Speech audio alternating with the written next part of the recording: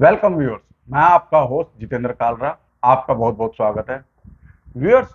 Cold war के दौरान powerful countries एक कमजोर देश को में सत्ता परिवर्तन के लिए या वहां पे अनरेस्ट पैदा करने के लिए असैसिनेशंस का सहारा लेती थी, वहां के नेताओं का असैसिनेशंस करती थी। जैसे कि भारत में भी लाल बहादुर शास्त्री का असैसिनेशन हुआ, मिस्ट्रीज है उसके बारे में भी। फिर यूएसएसआर के खत्म होने के बाद, उसके पतन होने के बाद ये असैसिनेशंस का दौर तो रुक गया, लेकिन एक नए तरह के आंदोलनजीवी पैदा हो गए, जैसे कि अरविंद केजरीवाल। ये दौर भी थोड़ा सा बीता, लेकिन आजकल देखने में आ रहा है कि असैसिनेशंस फिर से शुरू हो गए हैं। अभी इजराइल और ईरान के बीच तनाव चल रहा है। इसी कड़ी में मिस्टीरियस रूप से ईरान के राष्ट्रपति का असैसिनेशन कह लो या दुर्घटना हुई, उसमें मृत्यु होगी, वो कोई साधारण एक्सीडेंट नजर नहीं आ रहा। तो इस पीछे इसकी पृष्ठभूमि क्या है, इसके क्या तथ्य हैं, इस विषय पर चर्चा के लिए हमारे साथ मौजूद हैं जाने माने रक्षा विश्लेषक कर्नल RSN सिंह। सर, आपका बहुत बहुत स्वागत है। सर, आपका क्या मानना है, क्या ये असैसिनेशन हुआ है प्रेसिडेंट रईसी का, या कुछ और बात है? पहले तो आपके दर्शकों को मेरा नमस्कार। और आपने बिल्कुल सही कहा कि कोल्ड वॉर के दौर में असैसिनेशंस का बहुत ज़्यादा परिचलन था। और उसके बाद कोई एक दो दशक के लिए इसमें रुकावट आ गई थी। यही नहीं, अगर मैं आपको कहूं कि हम हिंदुस्तान भी इससे वंचित नहीं थे। ये जितने असैसिनेशंस हुए, चाहे वो इंदिरा गांधी का हुआ या लाल बहादुर शास्त्री का हुआ। मिस्टीरियस रूप में था। इंदिरा गांधी का तो इसका फिर भी नजर आया। इसका जिक्र बाद में भी मैं आएगा। इंदिरा गांधी का हुआ, लाल बहादुर शास्त्री का हुआ, इंदिरा गांधी का हुआ, उसके बाद ये राजीव गांधी का हुआ। ये सब कहीं ना कहीं ये कोल्ड वॉर का एक हिस्सा था। और उसके बाद आपको मालूम है डिसोल्यूशन हो गया सोवियत यूनियन का, तो इस पे एक रुकावट सी आ गई थी। मतलब ये सिलसिला जो है वो थम गया था। लेकिन अगर आप इजराइल और ईरान की पृष्ठभूमि पे देखें या मिडिल ईस्ट की पृष्ठभूमि में देखें, तो कोल्ड वॉर और उसके बाद भी ये सिलसिला जारी रहा। कोल्ड वॉर की आप बात करें तो सबसे पहले, अगर जो आपने जिक्र किया असैसिनेशन का, मोसादेक का, अर्ली 1950s में जो प्राइम मिनिस्टर थे मोसादेक, क्योंकि उन्होंने वहां की ऑयल को नेशनलाइज कर दिया था ईरान की, तो उनका जो वो था असैसिनेशन हुआ। उसके बाद एक पूरा सिलसिला चलता रहा। और जहां तक ईरान और ये फिर इजिप्ट का आप देखें, नासिर का, आप ये कह लें होस्नी मुबारक का देख लें, इजिप्ट में तमाम ये असैसिनेशन ये होते रहे। तो इसके पीछे एक बहुत बड़ा, इसराइल एक बहुत बड़ा कारण था। इसराइल की स्थापना, और उसके बाद आपको मालूम है कि अरब देश जो है सब मिलके इनके साथ लड़े, तो वो दौर उस समय भी चल रहा था। और अभी ईरान और इसराइल की अगर पृष्ठभूमि पर देखें तो आपको कई उदाहरण मिलेंगे। अभी आपको सुलेमानी का उदाहरण, उसके बाद से सुलेमानी के बाद अभी जो ये तीन बेस जो कुछ फोर्स के कमांडर थे, उसके बाद ये ब्रिगेडियर जनरल जहीदी, ठीक है, उनका उनका उनका उनका उनका मोहम्मद जहीदी, उसके बाद जनरल हुसैन अमीनुल्लाह, ठीक है, उसके बाद कोई कम से कम एक आधे दर्जन न्यूक्लियर साइंटिस्ट का, अच्छा, न्यूक्लियर साइंटिस्ट का। तो बहुत से, जिसमें कि आपके वो फखरीजाद जो थे, उनका फरवरी 2021 में हुआ, और बड़े अजीब तरीके से हुआ, बहुत ही सोफिस्टिकेटेड तरीके से असैसिनेशन हुआ इनका। तो जब आप उस पृष्ठभूमि पर देखते हैं और बाकी तथ्यों को भी आप उनका आकलन करते हैं, उनका विश्लेषण करते हैं, तो बाकी किसी की जो भी राय हो, मैं ये मानता हूं कि ये रूहानी का ये असैसिनेशन हुआ था। हाँ, क्योंकि सर दो उसके साथ और साथ चल ठीक रहे है। थे, उनको तो कुछ नहीं हुआ। बिल्कुल बिल्कुल, और बहुत सारे सर्कमस्टांस हाँ। हैं, पर आपने बिल्कुल जैसे कहा 2 हेलीकॉप्टर्स थे, और जब आप फॉर्मेशन में जाते हैं एक दूसरे पीछे, तो लगातार रेडियो कांटेक्ट रहता है। ठीक है। वो दोनों जो एयरक्राफ्ट थे वो गए, वो सही सलामत वो हाँ, बिल्कुल। वापस आ गए। दूसरा, इनका जो मलबा मिला, तो मलबा बहुत छोटा छोटा था और बहुत बड़े एरिया में बिखरा हुआ था। दैट मीन्स किसी ने इसने इसमें उड़ाया। एक्सप्लोजन हुआ था। हाँ। और ये हुआ जहाँ पे एक ऐसे इलाके में, यहाँ अजरबैजान और इसे जो अजरी पॉपुलेशन है नॉर्थ वेस्ट ईरान में काफी संख्या में है। अच्छा। और ये अजरबैजान का जो इलाका है, वो आपको बाद में इस पर मैं बताऊंगा कि उनके रिश्ते क्या हैं। वहां पर मोसाद की प्रेजेंस बहुत ज्यादा है। और जब मैं प्रेजेंस की बात कर रहा हूं, तो मैं प्रॉक्सीज की बात कर रहा हूँ, स्लीपर सेल्स की मैं बात कर रहा हूँ। तो इस तरह का युद्ध पद्धति ये तो चलता ही आ रहा है इजराइल और ईरान में। तो हम तो भाई उस युद्ध पद्धति को मद्देनजर रखते हुए, उसको पर्सपेक्टिव बनाते हैं हुए हम उसका एनालिसिस करेंगे। नहीं तो ये तो बहुत आसान है कहना कि भाई वेदर खराब था और ये खराब था। सही बात है। शुगर मतलब इसमें वही है कि डिफरेंस है कि इसमें 3 हेलीकॉप्टर एक साथ थे, ठीक है ना। तो वो थ्योरी तो अब दुनिया, अरे कॉन्स्पिरेसी थ्योरी तो क्या कहें हम। आपको कैसे मालूम है कि नहीं हुआ? आपको कैसे मालूम है कि वो को नहीं ये किया गया? अब क्यों हुआ, और व्हाई वाज रैसी सो इम्पोर्टेंट? देखिए, इस बात से आप इनकार नहीं कर सकते कि रैसी जो थे वो एक बहुत ही असरदार लीडर, प्राइम मिनिस्टर बहुत हुए खोमेनी 1978 के बाद में, लेकिन ये सबसे सशक्त और सबसे रेडिकल प्राइम मिनिस्टर, ये प्रेसिडेंट। और इनका वर्चस्व था। यही नहीं, एक जो वहां सुप्रीम काउंसिल जो है, जो कि क्लेरिक्स की बॉडी है, वो उसका भी हिस्सा थे। यहां तक कि इनको खमैनी का उत्तराधिकारी माना जा रहा था। और अगर इस ईरानियन रेवोल्यूशनरी गार्ड्स की बात करें आप, जो कि इसकी पर्सनल फोर्स है सुप्रीम गार्जियन काउंसिल की, वो उसका भी वो भी चाहते थे कि रैसी ही सुप्रीम लीडर बने, क्योंकि खमैनी जो है उनकी उम्र है 85 साल और वो कैंसर से पीड़ित है। अच्छा। उनका एक बेटा है मुज्तबा। तो मुज्तबा और इनमें कंपटीशन था, लेकिन ईरानियन रेवोल्यूशनरी गार्ड्स को प्रेफरेंस जो था वो था इनके लिए, रैसी के लिए। हाँ।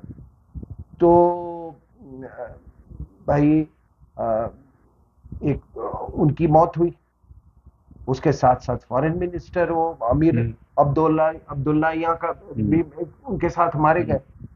तो एक कंट्री का प्रेसिडेंट, एक फॉरेन मिनिस्टर, प्रेसिडेंट वो भी जो कि सुप्रीम लीडर बनने जा रहा है, बिल्कुल, एक फॉरेन मिनिस्टर जो कि अभी जिस फ्लक्स से ये पूरा ईरान इराक का जो कंटेस्ट गुजर रहा है, उस समय इन दोनों की मौत एक बहुत ही क्रिटिकल डेवलपमेंट ईरान के लिए और पूरे रीजन के लिए और पूरे वर्ल्ड के लिए। वो इसलिए, अब क्या इसका असर होगा?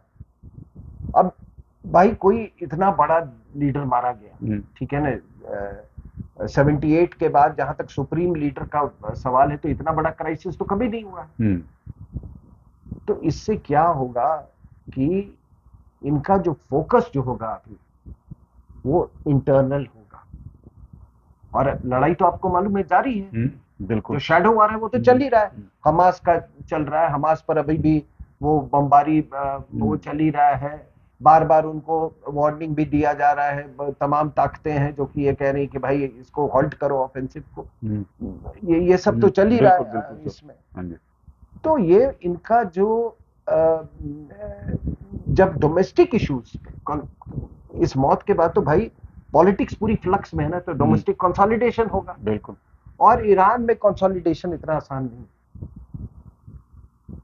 मैं बताया ना कि वहां का बड़ा कॉम्प्लेक्स प्रोसेस है।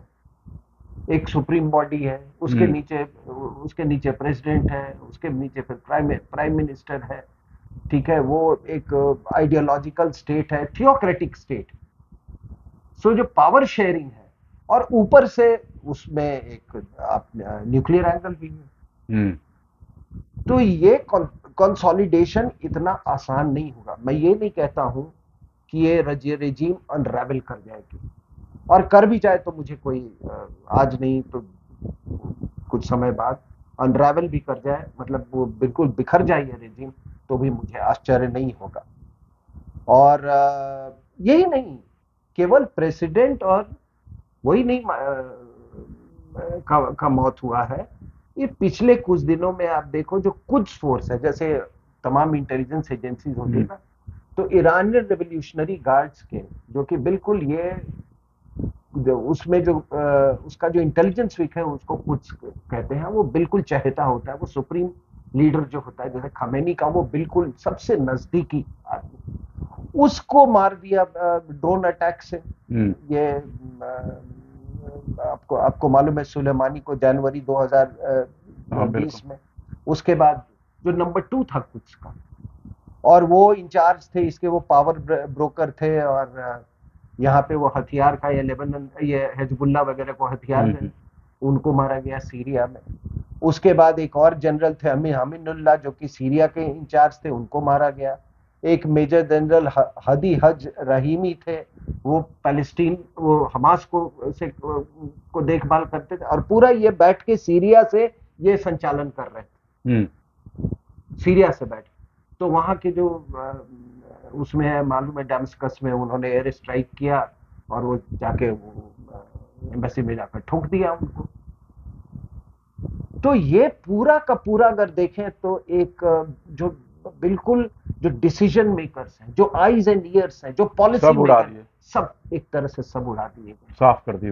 इसीलिए ये इसको बहुत गंभीरता से लेना होगा, और इसका बहुत असर पड़ेगा। अब है क्या कि ये जो जिसको हम शैडो वॉर कहते हैं, छाया युद्ध, तो ये तो इजराइल और ईरान में, आपने कोल्ड वॉर का किया, इजराइल और ईरान में तो शुरू से चल रहा है। साइबर अटैक्स, मैंने आपको बताया, ये असैसिनेशन ऑफ न्यूक्लियर साइंटिस्ट, कई न्यूक्लियर साइंटिस्ट मारे गए। हिजबुल्लाह में आप देखा, वो भी तो प्रॉक्सी है बिल्कुल ईरान का। उससे कितने बार बॉम्बिंग्स होते रहे, और हमेशा कॉन्फ्लिक्ट की स्थिति बनी रहती है। और फिर ये हमास का अटैक। जहां तक न्यूक्लियर साइंटिस्ट का बात है, तो मैं 2010 और 2020 के बीच में कम से कम आधा दर्जन न्यूक्लियर साइंटिस्ट मारे गए ईरान के। तो इसका मतलब ये है कि इनके पास इंटेलिजेंस बिल्कुल प्रिसाइज है। वो तभी किसी को इस तरह से प्रिसीजन से किसी को रास्ते से हटाते, इसलिए क्योंकि वो बहुत उसका क्रिटिकल होगा न्यूक्लियर वेपनाइजेशन में, ठीक है ना। और उसमें ये फिर कई हैं। उसमें मैंने फखरीजाद का बात किया, जो कि ये फरवरी 2021 में, उसके पहले मुस्तफ़ा अहमद रोशन, मसूद अली मोहम्मदी, ये सब न्यूक्लियर साइंटिस्ट थे जिनको रास्ते से हटा दिया गया था। वही नहीं, अभी फिलहाल में जनवरी 2024 साल के जनवरी में कुछ लोग, जो कि इनका सुलेमानी का मेमोरियल सर्विस हो रहा था, तो उसमें अटेंड करने गए थे, वहां भी एक सुसाइड बॉम्बिंग हो गया। तो 84 लोग मारे गए उसमें। अब ये मैं आपको एक इसका बैकड्रॉप दे रहा हूं, समझ गया सर, समझ। और मैं चाहता हूं कि हमारे यहाँ जो व्यूअर्स जो है, इसी के तहत इसको पूरे अपने विवेक से इसका विश्लेषण करें, जहां तक रैसी का बैकग्राउंड का सवाल है, तो मैंने कहा कि ये the most important leader that has emerged after 1978। पहली बात, क्यों ऐसा मैं कह रहा हूं, ये खमैनी के प्रोटेजी थे, ठीक है, सुप्रीम लीडर के खुद के प्रोटेजी थे। ये वेरियस पोजीशंस इन्होंने होल्ड किया हुआ था। इनको बूचर ऑफ तेहरान कहा जाता था। अच्छा। इन्होंने हजारों लोगों को मारा था 1988 में। क्यों मारा था? कि उस समय यूएन, ईरान और इराक की वॉर चल रही थी। एक पीस ब्रोकर हुआ था यूएन के द्वारा दोनों के बीच में। तो उसमें एक ऑपोजिशन का ग्रुप था, उसका नाम था मुजाहिदीन खल्क, ऐसे कुछ नाम था उस ऑपोजिशन ग्रुप का। तो इन लोगों ने, उनको ये सीज फायर जो था वो मंजूर नहीं था, तो उन्होंने हमला कर दिया ईरान के ऊपर में, इराक टेरिटरी से, और सद्दाम का सपोर्ट भी था। ये सब सीज फायर होने के बाद, अब ये सब के सब बाद में they all were caught, apprehended, surrendered. तो ये जो रईसी साहब जो थे, ये प्रोसिक्यूशन में थे उस समय। तो इन्होंने दो चॉइस दिया, जो तो बिल्कुल डायरेक्ट पाए गए इन्वॉल्व, उन सबको कम से कम 5,000 ऑफ देम वर एग्जीक्यूटेड। अच्छा। और कुछ लोग जो थे जिनकी भूमिका शायद कम होगी, उनको बोला गया कि ये जो ईरान इराक वॉर में जितने माइन फील्ड है ना, उसको क्लियर करो। अच्छा। ठीक है। सो दैट इज भाई, ठीक है, he was called the butcher of Tehran. अब रैसी जो थे वो उसके भी मेंबर थे असेंबली ऑफ एक्सपर्ट्स में। असेंबली ऑफ एक्सपर्ट्स जो है वो सुप्रीम लीडर को भी चूज करती है। अच्छा। तो imagine what was his this हाँ। थिंग। और ये 2017 में एक्चुअली ये इलेक्शन लूज कर गए थे रूहानी से, प्रेसिडेंट रूहानी से। लेकिन 2022 में इलेक्ट हुए, 62% इनको वोट मिले, 29 मतलब 2.9 करोड़ पीपल हैड वोटेड। और इनको पावर में लाने के लिए खमैनी ने जितने वो कंटेस्टेंट्स थे उनको डिस्क्वालीफाई कर दिया किसी न किसी बहाने। So that is the importance of this man. और आप ये सोचो कि किस एज पे ईरान खड़ा है as far as leadership is concern. एक आदमी कैंसर से मरने वाला है, दूसरा जो टेक ओवर करने वाला है उसको साफ कर दिया, इज ऑल्सो डाइड किल्ड। ठीक है। अब एक सबसे बड़ी बात आती है, और कि रैसी के समय में न्यूक्लियर ये वेपन्स की तरफ जो मतलब एक फेवरिश पिच से ये जा रहे थे। जो एनरिचमेंट का प्रोसेस जो था वो बिल्कुल मतलब वो भी फेवरिश पिच पे था। मतलब कि ऐसे लग रहा था कि अभी तुरंत ही बनाना है, अभी न्यूक्लियर वेपन्स बॉम्ब फोड़ना है, मतलब इस तरह का उनका रवैया था। अच्छा, उनका ही हमास से तो आपने देखा बिल्कुल किस तरह से उन्होंने मतलब कोऑपरेशन बढ़ा दिया। यही नहीं, ये आखिर क्यों हुआ? मैं ये पहले भी बोल चुका हूं कि हमास का जो ये हमला था वो चाइना के प्रोडक्ट पे था, और वो इसलिए कि India, middle east, Europe corridor जो G20 के समय अनाउंस हुआ था, वो एक गेम, मतलब वो पूरे एरिया के जियोपॉलिटिक्स, जियो इकोनॉमिक्स को वो उथल पुथल कर देता, और बिल्कुल जो चाइना की जो बेल्ट रोड इनिशिएटिव है खत्म, वो खत्म हो जाता। हाँ बिल्कुल, ठीक है ना? ये आपके जो गदर पोर्ट वगैरह, ये सब का सिग्निफिकेंस खत्म हो जाता।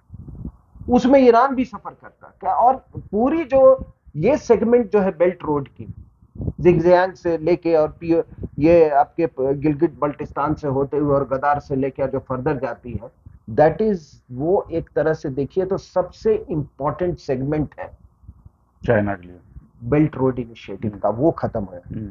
तब इन्होंने ईरानियन से मिलके ईरानियन से मिलके उसमें रईसी का भी वो पूरा कोल्यूजन था। इन्होंने कहा कि हमास को सैक्रिफाइस करो इजराइल के और ऊपर। जो स्थिति उत्पन्न होगा फिर हम हुतीज और ये जो हिजबुल्लाह और ये इनके साथ हम कंटेन कर लेंगे।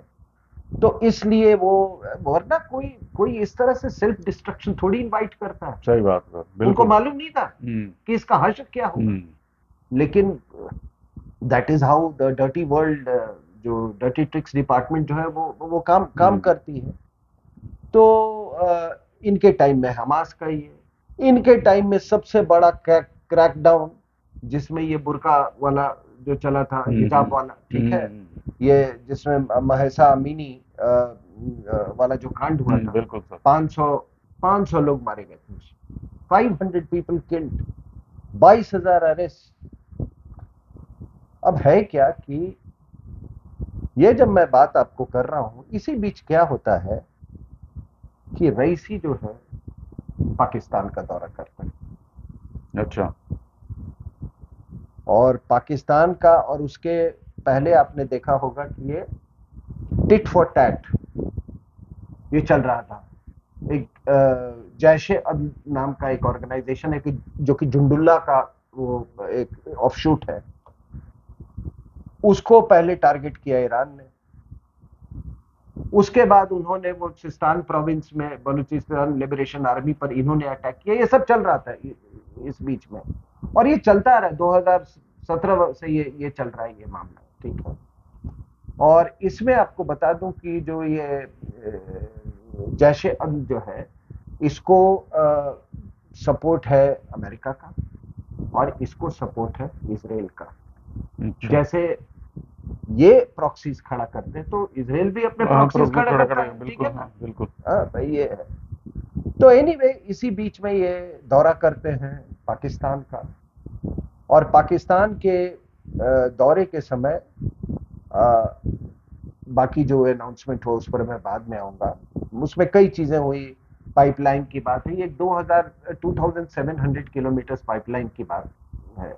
मतलब एक प्रपोजल, एक प्रोजेक्ट चल रहा है जिसमें 11,000 किलोमीटर है जो है वो ईरान में, 1100 किलोमीटर। तो ईरान वाला पोर्शन जो है वो तैयार है, उसको एक्सटेंड करने की बात है। वो रुक गई थी because of sanction, geopolitical reasons. वो 115 million cubic metre of gas वो सप्लाई करेगा, वो ईरान को, मतलब इस प्रोजेक्ट के तहत।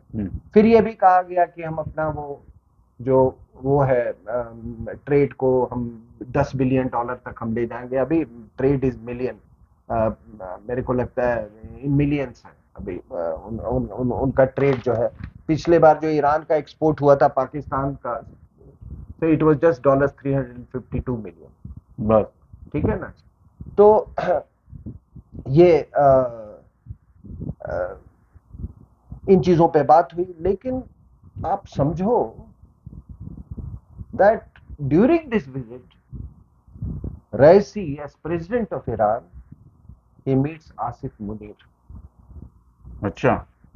आपने कभी सुना है कि कोई राष्ट्रपति किसी आर्मी चीफ से मिले? हाँ, मतलब ही नहीं। और उसके पहले आसिफ मुनीर, आप देख लीजिएगा, आसिफ मुनीर ने जस्ट उसके कुछ दिन पहले यूनाइटेड स्टेट विजिट किया। अब एक इनपुट मेरे पास आया है। It's very complex geopolitics. मेरे पास एक बहुत ही एक एक्सपीरियंस्ड सोर्स से ये पता मतलब उनका ये मानना है,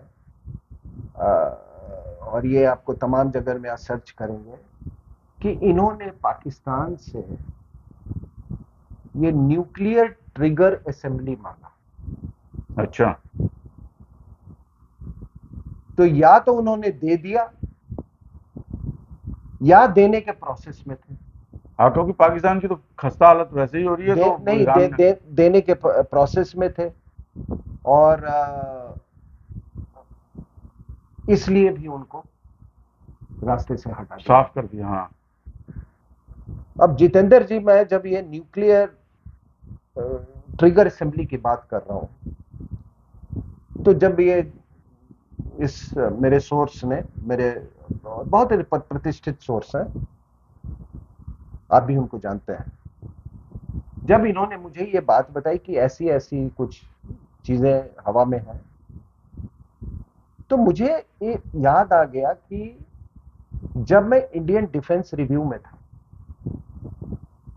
तो उस समय जो वो एडिटर था वहां का, भरत वर्मा, उसने मेरे को एक बार कहा कि अभी कुछ दिन पहले एक ईरान का डिफेंस अटैची आया था, और वो उसने ये भी कहा कि वो यूनिफॉर्म में था, डिफेंस। हाँ, ही वॉज इन यूनिफॉर्म, और उसने एक न्यूक्लियर ट्रिगर का, असेंबली का, उसने एक मॉडल दिखाया और बोला, बॉस मुझे ये चाहिए, क्या तुम हमारी मदद कर सकते हो इसमें? अच्छा। ठीक है, तो मुझे मुझे ये याद आया। अब इंडियन डिफेंस रिव्यू का कुछ ऐसा इतिहास रहा है, ये पहले भी मैंने बात कही है कि इसकी स्थापना सोवियत यूनियन ने करवाई थी टीएन कॉल के थ्रू। टीएन कॉल जो था, आपको मालूम है कि ये तो पॉइंट्समैन था इसका, सोवियत यूनियन का, और लाल बहादुर शास्त्री के भी, उनके रहस्यमयी मौत में इसका लोग कहते हैं कि इस पर भी बहुत शक की सुई इस पर भी थी। तो इसने उसको ये किया, इसको इट वाज एस्टैब्लिश। एडवर्टीजमेंट्स आते थे काफी, आप अगर पूरा इंडियन डिफेंस रिव्यू का, तो पहले सारे एडवर्टीजमेंट रशिया से आते थे, ये सोवियत यूनियन से। तो उसके बाद वो क्रैकअप हो गया सोवियत यूनियन, जब सोवियत यूनियन क्रैकअप हो गया, तो एडवर्टीजमेंट्स तो आ रहे थे, तो पैसे नहीं आ रहे थे। और मैं कैसे ये हुआ, क्योंकि जब उसी जमाने में जब मैं सरकार से निकला, तो मैंने एक किताब लिखी थी ओआरएफ के लिए, observer research Asian strategic and military perspective. उन्होंने टेंडर इशू किया था, तो ये भरत वर्मा का जो लांसर पब्लिकेशन है, उसको टेंडर मिल गया था। तो उन्होंने मुझे रिक्वेस्ट किया कि आप ये हो वो हो, आप बहुत ज्ञानी हो, वगैरह वगैरह, आप मेरे लिए, आप मेरे को थोड़ा मदद कर दो, मैं बहुत डायर फाइनेंशियल स्टेट्स में हूँ, मैं आपको तो कुछ पैसे नहीं दे सकता, लेकिन आप तो मैंने कहा कि ठीक है, मैं आपकी मदद करूंगा, लेकिन बैठूंगा नहीं मैं यहाँ पे, आपके मतलब आप जो कहोगे मेरे पास भेज देना, मैं उसको ये करूँ। So for 6 years I was virtually the editor of ये। अब होता क्या है कि उसी समय इनकी जब स्थिति जो खराब थी, तो जो इंटेलिजेंस एजेंसीज होते हैं, they are ready to pounce on such people. Pounce कहिए उनको जेब में रखने के लिए, और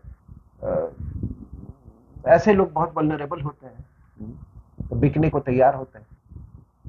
तो ये जितने एडिटोरियल लिखता था, मैं तो या तो मैं लिखता था या वो लिखते थे, तो मैं उसको कुछ जोड़ जाड़ के, वो उनकी अंग्रेजी भी सुहान अल्लाह थी, ठीक है ना, तो मैं उसको करके मैं ये कर देता था।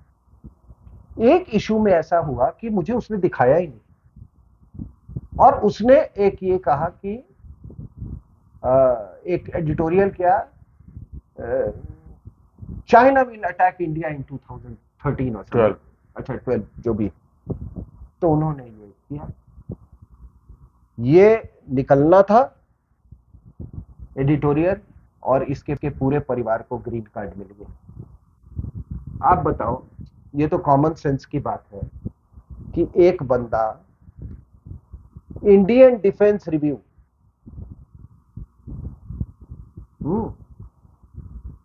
छाप रहा हो, जिसकी लांसर पब्लिकेशंस हो, जो कि मिलिट्री बुक्स छाप रही हो, वो बंदा के पूरे परिवार को मतलब वहां से वो ग्रीन कार्ड मिल जाए। एक मैं एग्जांपल और जानता हूं ऐसा, जनरल फोंसेका, श्रीलंका वाला, ठीक है ना। तो जब ये सब हो रहा था, तब मैंने कहा कि इसके अंकल थे, ये भरत वर्मा के इंटेलिजेंस के एक चीफ रह चुके थे, तो मुझे इंडिया टुडे में एक डिबेट में मिले थे। तो उन्होंने मुझसे पूछा कि क्या हो गया, आपने क्यों ये, मैं बोला कि वो बहुत, मैं बोला कि very suspicious, his role is very suspicious. वो मैं बोला कि उनके जो अमेरिकन के साथ जिस तरह के ताल्लुकात देखे मैंने कहा कि मैं नहीं टिक सकता था उनके साथ। उसके बाद क्या होता है कि ये इसकी मालकिन जो है वो चली जाती है यूएस, और वहां से वो चलाती रहती है इसको। अमेरिकन सिटीजन होके वो इंडियन डिफेंस रिव्यू चला रही है, समझे? और अब वो उसने कोई एक ऐसे व्यक्ति को उसने बेचा है जो कि पाकिस्तान के लिए काम करता था, ठीक है। तो जब ये न्यूक्लियर ट्रिगर असेंबली की बात कर रहे हैं, तो उस समय से मैं ये मेरे दिमाग में ये घंटी बजी कि हाँ, एक बार ऐसा ऐसा भी हुआ था, ठीक है ना। अब है क्या साहब कि ईरान की अपनी कुछ जियोपॉलिटिकल वल्नरेबिलिटीज, अब देखो पूरे इलाके में ईरान का कोई दोस्त है? कोई भी नहीं। कोई दोस्त नहीं, रीजन की बात कर रहा हूं मैं, कोई दोस्त नहीं ईरान का। एक है दोस्त उसका सीरिया, इसीलिए वो कहते हैं वो असाद रेजिम के लिए, वो असाद रेजिम के लिए वो कुछ भी कर सकते हैं। They are obsessed about the Assad regime, ठीक है ना। दूसरी बात है कि जापान, साउथ कोरिया, जर्मनी, इन सब के ऊपर में nuclear umbrella, American nuclear umbrella, सही बात। इसके ऊपर कोई न्यूक्लियर अम्ब्रेला भी नहीं है। दूसरा है कि सऊदीज जो है, उनको अगर न्यूक्लियर वेपन्स की जरूरत पड़ेगी तो पाकिस्तान से कह सकते हैं कि हमने बहुत पैसे दिए थे, तुम्हारी पूरी फंडिंग है, मेरे लाओ, मेरे को अभी जरूरत है। तो उनके पास तो ये ऑप्शन भी है। अब पता नहीं पाकिस्तान के न्यूक्लियर वेपन्स कहाँ है, उसकी चाबी किसके हाथ में है। कुछ लोग कहते हैं कि अमेरिकन ने चाबी ले ली है, what ever it is, but तो अगर उन्होंने चाबी ली है, that is even more dangerous, ठीक है ना। बिल्कुल। तभी तो कोई वो न्यूक्लियर वो ट्रिगर के ढूंढने आया होगा कि भैया चल, कम से कम हथियार नहीं दे सकता, कम से कम टेक्नोलॉजी दे दे हमको। एंड इट्स वेरी, ये जो न्यूक्लियर मैं देख रहा था, उसको मैं पढ़ रहा था, it's a very complex technology, जो न्यूक्लियर ट्रिगर का जो टेक्नोलॉजी होता है। अब तो भाई इनको तो, जिनको प्रोटेक्शन है, न्यूक्लियर अम्ब्रेला है, उनको तो कोई बचाने वाला है। सऊदी अरेबिया को बचाने वाला है। इसराइल पहले से न्यूक्लियर पावर है, ठीक है ना, हम सबको मालूम है। दे हैव गॉट 80 न्यूक्लियर वॉरेट्स, जितने हिंदुस्तान के पास है ना, लगभग उतने अभी इसराइल के पास न्यूक्लियर वॉरेट्स है। तो सबको तो ये स्थिति है। अब है, ये है सबसे इंटरेस्टिंग जो फैक्ट इसमें आता है कि ये क्रैश हुआ क्या है और किस तरह से हुआ। प्रेसिडेंट रईसी उस समय गए थे एक डैम का इनॉग्रेशन अजरबैजान, और आपको मैं बता दूं कि जो अजरबैजान के जो प्रेसिडेंट है, president Aliyev, he is very close to Israel. Israel और अजरबैजान में बहुत घनिष्ठ संबंध है। तो फिर ये डैम का इनॉग्रेशन करने की नहीं ना, मैं वही बता रहा हूं। लेकिन ये है कि अजेरी लोग जो है, मैंने कहा कि नॉर्थ वेस्ट में भी ऑलमोस्ट, कुछ लोग कहते हैं 29%, कुछ लोग कहते हैं कि उनका पॉपुलेशन 40% है। So they are very much there. Azerbaijan is the largest importer of Israeli arms. अच्छा। और इसराइल जो है is the largest importer of Azerbaijani oil, समझ रहे। आर्मीनिया, अजरबैजान कॉन्फ्लिक्ट में ईरान ने आर्मीनिया का साथ दिया था, क्योंकि वो एक यूरोप के कॉरिडोर एक प्रोवाइड करता है, ठीक है ना। तो जैसा कि मैंने कहा कि उस इलाके में जहां पर इतनी घनिष्ठ स्ट्रेटेजिक कोऑपरेशन हो, तो आप समझ जाओ कि जो इजरायली इंटेलिजेंसी है मोसाद, उसका कितना प्रेजेंस होगा। बिल्कुल सही बात। बिल्कुल। ठीक है ना? हाँ जी। तो ये भी आपको फैक्टर करना पड़ेगा। दूसरी बात क्या है कि ये रैसी जो थे, ये आपस में रेपरोचमा करना चाह रहे थे, नजदीक आना चाह रहे थे, समझ गया। अपनी जितनी कटुता थी वो समाप्त करना चाह रहे थे। शायद ये भी एक कारण रहा हो कि वो कुछ ताकतों को नागवार गुजरा हो, इसलिए भी उनका असैसिनेशन हुआ। और मैं बड़े वो एक ऐसे क्यूरियोसिटी हुई मेरे मुझे कि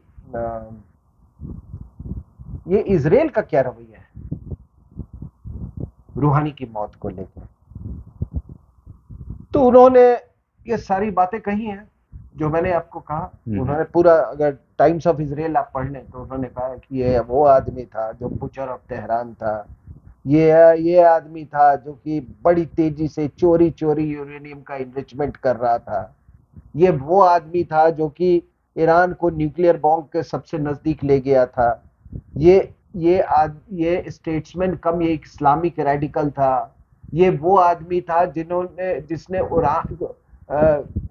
यूएन में संबोधित करते हुए पहले कुरान को किस किया था इसने।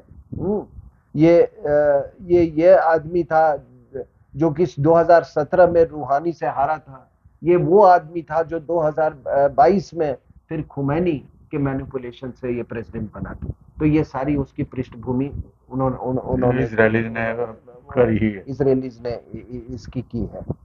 तो एक एक और आपको इंटरेस्टिंग बात अंत में बता दूं कि जहां भी जितेंद्र जी आप दुनिया में इस्लामिक रेडिकलाइजेशन देखोगे ना, उसमें कहीं ना कहीं आपको भारतीय फुटप्रिंट जरूर मिलेंगे। ठीक है? पाकिस्तानी को नहीं, मैं आपको बता दूं, देवबंद, बरेलवी, ठीक है ना, ये सब ना, ये तो है ही। अब ये भाई साहब जो हैं, ये आपके खमैनी, इनके दादाजी थे, उनका नाम था सैयद अहमद मुसावी हिंदी। अच्छा। दादाजी ये बाराबंकी के रहने वाले थे, उत्तर प्रदेश में। ठीक है ना? तो ये अर्ली 18th सेंचुरी में ये यहाँ से गए, 1830 वगैरह में बाराबंकी से ये ईरान गए। क्यों गए? क्योंकि यहाँ पर अंग्रेजों का राज आ गया, मुसलमानों का वर्चस्व ये हो गया, खत्म हो गया। बाराबंकी तो औध में आता है, तो औध के जो राजा जो थे वो ऐसे ही मतलब डिफंक्ट हो गए थे।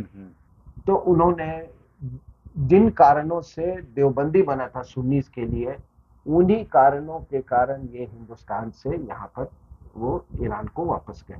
पहले उनके भी पूर्वज वो ईरान से आए थे किसी जमाने में, लेकिन वे वापस गए। तो ये आदमी इस तरह से इसका भी रेडिकलाइजेशन हुआ था। ठीक है? अब है क्या, आखिरी में मैं यही कहूंगा कि ये कुछ लोग, अभी मैं एक टेलीविजन डिबेट पे था, नहीं कोई हमारे बड़े अच्छे संबंध हैं ईरान से, हम ये हैं, हमको अरे चाबहार इज वन एस्पेक्ट, लेकिन आप ये भी नहीं बोले कि ये जो कॉन्फ्लिक्ट जो एक्सपैंड कर रहा है, जो किया है इजराइल का,